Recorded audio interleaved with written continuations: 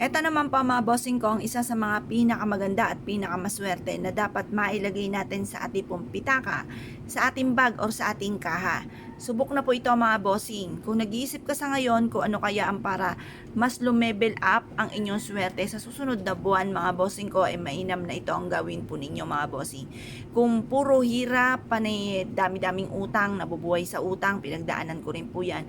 Masakit po yan sa ulo, mahirap po yan dalhin mga bossing, lalo-lalo na kung hindi mo malaman kung paano nyo babayaran ang mga nautang po ninyo. Okay lang mangutang dahil halos karamihan nga sa mga mayayaman ay may utang at kalalaki pa ng utang, pero malagaling silang magpaikot at alam nila kung saan manggagaling yung utang, yung kanilang pambayad, kaya sila ay umutang.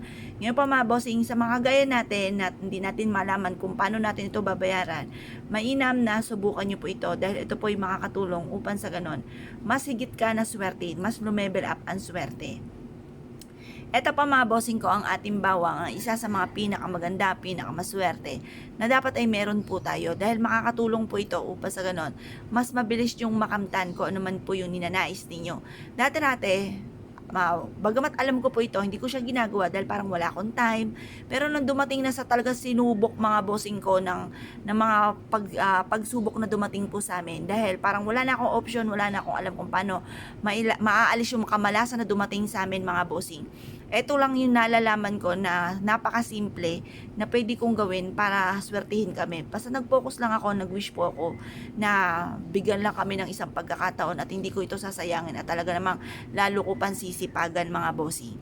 At yun nga po mga bossing ko ay naganap mga bossing. Kaya doon din ako naniwala ko nung salitain, ito ay nagaganap. Kaya mas mainam ang sabihin nyo yung mga magagandang salitain at yung mga pangit, ipagdasal sa mahal na Panginoon. Doon nyo sabihin, hindi ka pa na-chismis, na solusyonan pa ang problema ninyo. Bukod sa alam naman natin na alam na ng mahal na Panginoon po yan. Kaya lang minsan, kaya tayo nakikipagkwentuhan sa iba, sinishare natin kung ano yung nagaganap sa atin dahil parang punong-puno ka na, wala ka ng ibang mapagsabihan. Kung ako po sa inyo mga bossing ko, ibulong nyo po yan, sabihin nyo po yan sa mahal na Panginoon at pagkatapos, hayaan nyo na ang mahal na Panginoon na kumilos para sa inyo, masolusyonan ang problema. Tapos sabayan nyo rin po ng ganito. Pero syempre mga bossing, kagaya na like ko po sinasabi sa video, kailangan po mga bossing kung gano'ng kalaki ang pangarap ay gano'n din kalaki ang pagkayod.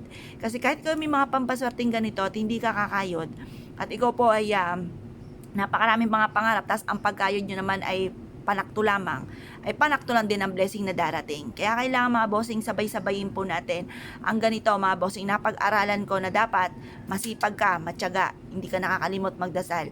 Tapos sabayan nyo ng mga pampaswerte para kung may mga kamalasan man dumarating ay kaagad natin itong maitataboy, or kung may mga pagsubok man ay kaagad nating pagdadaanan lamang at hindi natin tatambayan. Kasi wala naman tao na walang pagsubok. Lahat po ay dumadaan po sa mga pagsubok. Iba't ibang istorya lang tayo ng buhay. Kaya kailangan meron kayong ganito para may pantaboy kayo ng mga kamalasan. Kapag ang inyo pong bawang mga bossing ko ay malambot na, itapon nyo lamang, palitan nyo ulit ng panibago. Mag-wish ka nang mula sa iyong pong puso, ugaliin ang pagsasabi ng mga magaganda, salita ng mga magaganda, pero wag nyo nang i-share sa iba mga bossing ko yung mga nais po ninyo kasi ang masaklap, nasi-share na ko kontra kagad. May mga tao na hindi pa dumarating ang swerte, nakainggitan ka kagad. Kaya mas mainam, suluhin nyo na lang. Tapos maging positibo ka, maniwala ka na ikaw magiging matagumpay, basta dagdagan nyo palalo ang sipag at tiyaga. Huwag makakalimot magdasal at subukan nyo po ito. Proven po ito na napakaswerte. Kaya kung kayo pinaniwala at nasyo po itong gawin, ay siya mga bossing, good luck po sa inyo po lahat.